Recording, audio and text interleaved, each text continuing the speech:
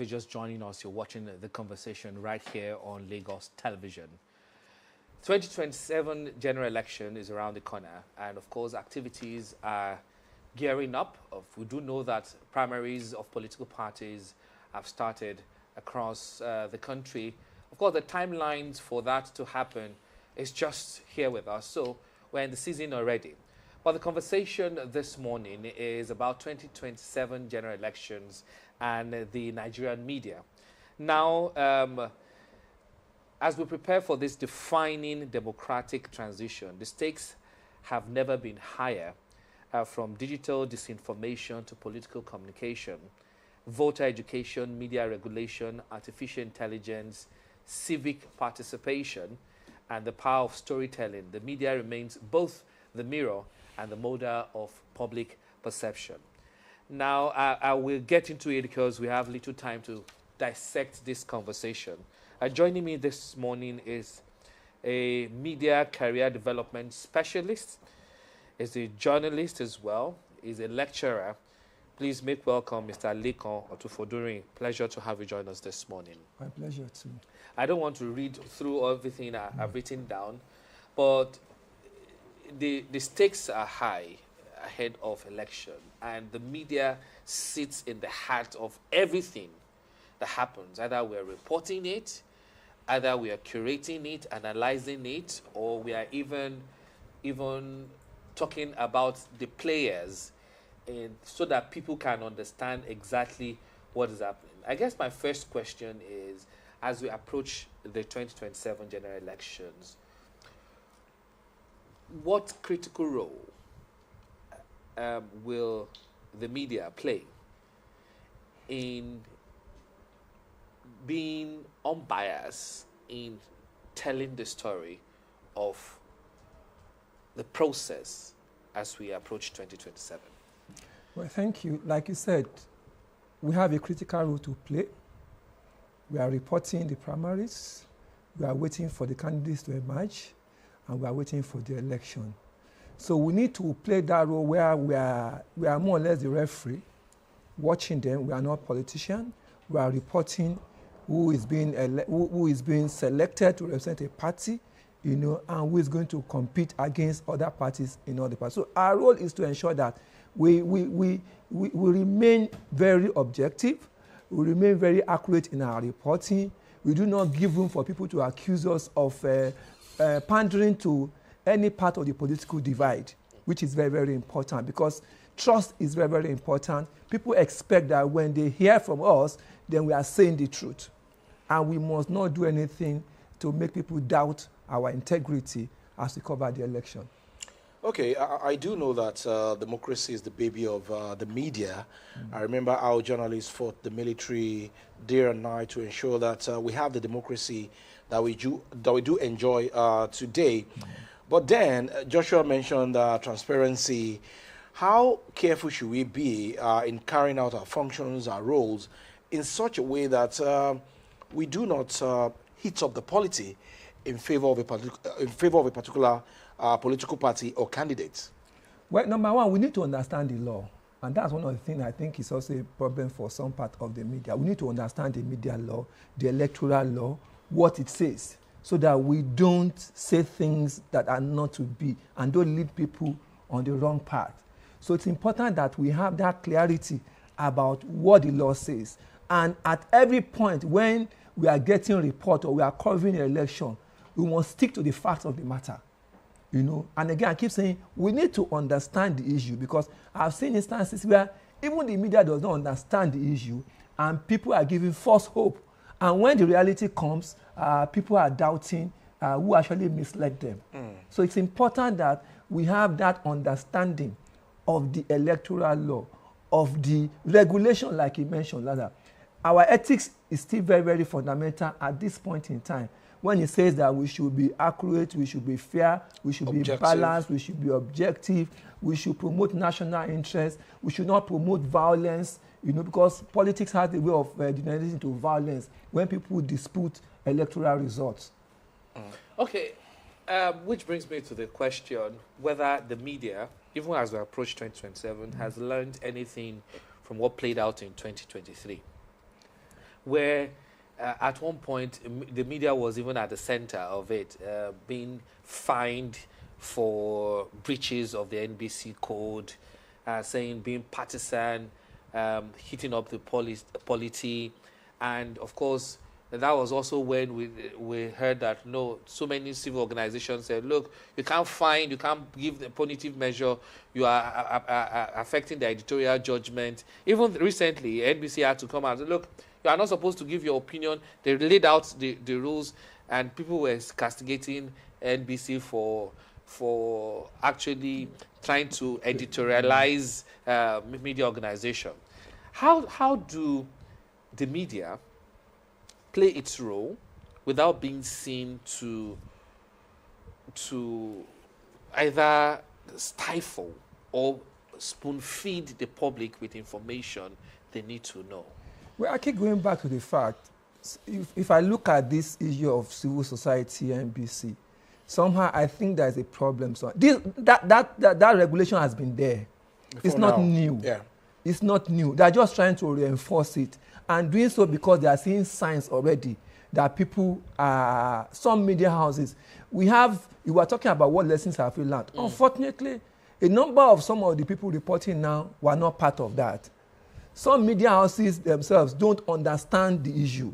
They just think our job is to cover. They don't know that freedom is not absolute. Yeah.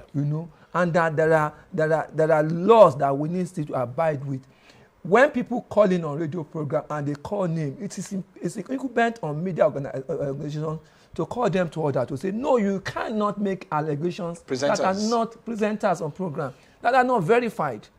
You can't come and announce results that have not been approved. So that is the part of the thing that we need to hurt people when they are exceeding their bounds. And I don't think that amounts to stifling the opinion. Media. People must know that you cannot just say things just because you feel aggrieved because you belong to a political party or not. And that is why it's important that the media must not leave people in doubt. And for every media organization, I'm aware that even as we speak, some civil society organizations are holding trainings for media organizations to say, look, let's look at what the law says. What can we do? Because sometimes I think the media can play into the hands of people who accuse them of bias when they also don't follow the rules and law. Because we hold people accountable, and we should be held accountable ourselves. Okay. Sorry, but let me just follow up on that. How do you manage media organizations? Not necessarily because media organization is like it's too large, it's not particular, but broadcasters that also have, journalists are also Nigerians. Yes. So they've got emotions. How do you handle when they are pandering and literally they are editorializing while speaking, and they say, look, I also have an opinion. I have a right to my opinion, and they air that as well as if it's also part of the commentary of that particular program? How do you say, having trained journalists over the years? I think some of us are trying to redefine what a journalist is or a broadcaster is. You are supposed to be in that middle role. You can have your own opinion, but you cannot editorialize. You can't push your own agenda. And we see more of that. And that's why people are complaining about the quality of interviews that we're having, when even the anchors almost lecture the person about what to say, and when they say what they think, they quarrel with them. And that's why training is very, very important. We should not underplay the fact that, I'm always embarrassed when sometimes I see some broadcast persons, they go offline, they say all kinds of things, they express political position. And even in so-called civilized society, there are guidelines. If you work in some of the international broadcast stations, there are what we call social media regulations. There are things you cannot do as a broadcaster, because if you go out and you support a party, then you come online and you speak, people will doubt your integrity. And that's why it's important that people who are allowed to anchor programs, people who are allowed to go on those programs, understand what they are doing. You can vote, but you are not supposed to stick it in the eye of the person who is looking to you to say, look, let me decide what I want to do. Okay, so aside from the civil society organizations, like you rightly pointed out, what should the likes of the NBC, NUJ, Guild of Editors be doing as we approach another round of elections? In 2023, earlier Joshua made reference to the kind of dirty politics that we experienced in 2023. And I did see that religion, ethnicity was glaring during the last elections. And of course, in some areas, the media was also guilty. So how do we guide against such in 2027? And what kind of training, orientation should the NBC, NUJ, and Guild of Editors should be having now? Well, interestingly, I just came back. Last week, there was a Media Leaders Conference Summit in Abeokuta. And we are talking about issues like this. Because trust is a major currency of the things that we are doing. And if we underplay that, if we descend to the level of people who are like random bloggers, influencers, then we are putting ourselves in a very difficult position where people. So the role is that we should, as we look forward to the election, we should prepare training, in-house training.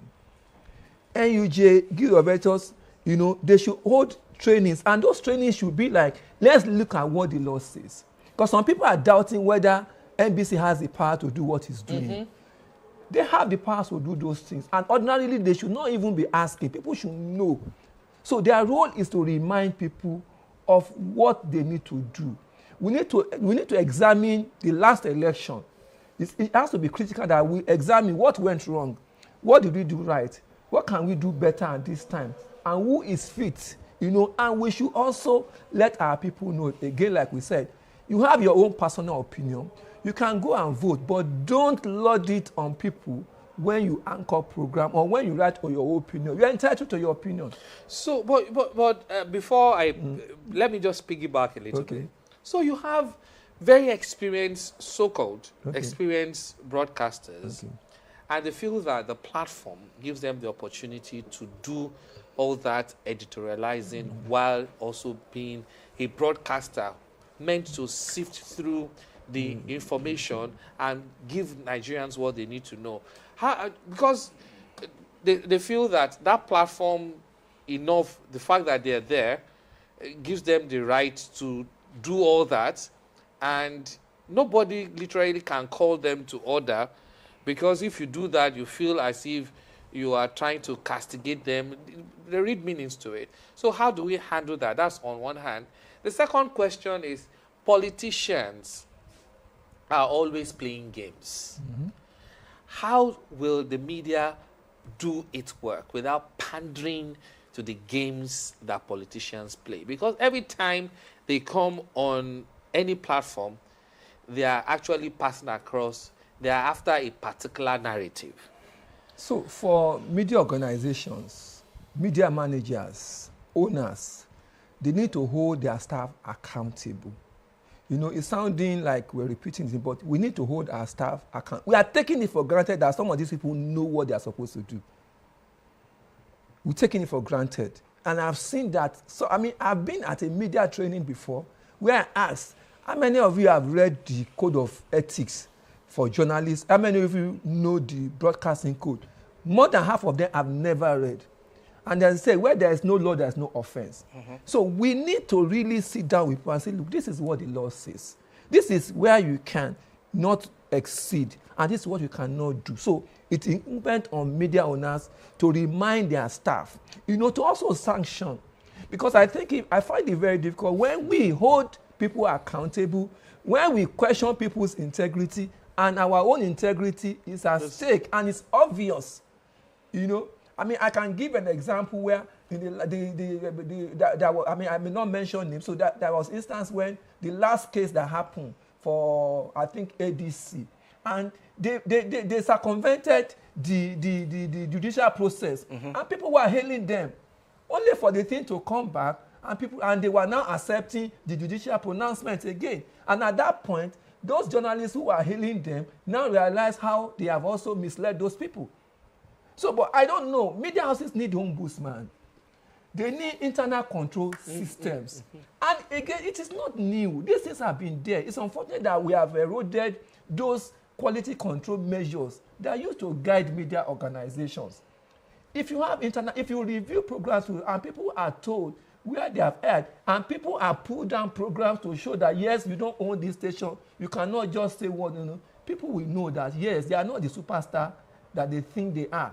Your job is not to, like I keep saying, you are not an influencer. Your job is to explain issues. And you're not a judge. You're not a judge in this matter. People are entitled. So for politicians, journalists should know in advance that politicians, it's clear. I represent this party, they will say this thing. But the thing is that hear them out and ask your question as intelligently as factual based. Don't give them room to question, to doubt what you are asking, or to fault your narrative, or to accuse you of being partisan. So that's why, for example, if I'm a journalist and I'm supporting a party offline, and I come online, and I don't belong to that party, I can even embarrass you on here, and we have seen it played out where people have said, you are this, you used to be this, you have said this outside here, how can you be questioning me? So sometimes some of them are waiting to embarrass journalists who are not being straightforward in what they do, and we should not give room for that. And I keep talking about trust, like we said at the Media Leaders Summit. Trust is very, very important, and that's the only thing we need to hold on to. More so because we are competing with myriads of platforms. People are spoiled for choices. And if we don't elevate our practice and maintain at the level where people can see us as the arbiter, the judge, as the people who understand the issues, then we have lost it.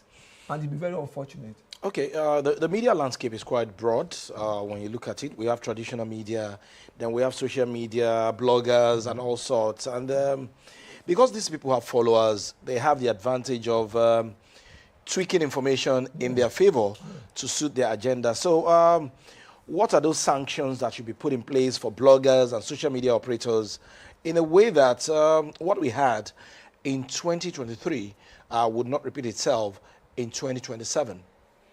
Well, the Constitution allows anybody to express their opinion, and the digital platform makes it easier for all.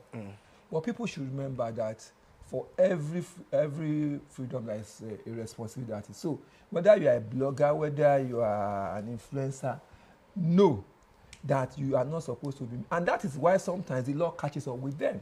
So what I think is important, because when we talk about sanction, people think you are trying to hold people, but you're trying to gag them. Gag them. The laws can be invoked, and we have seen in this country where bloggers, where influencers have been held accountable. Some of them have been detained, and I think we need to set example of people who are misleading, and that's why it's also important to have enough media literacy where people can know when these people are also doing the wrong thing.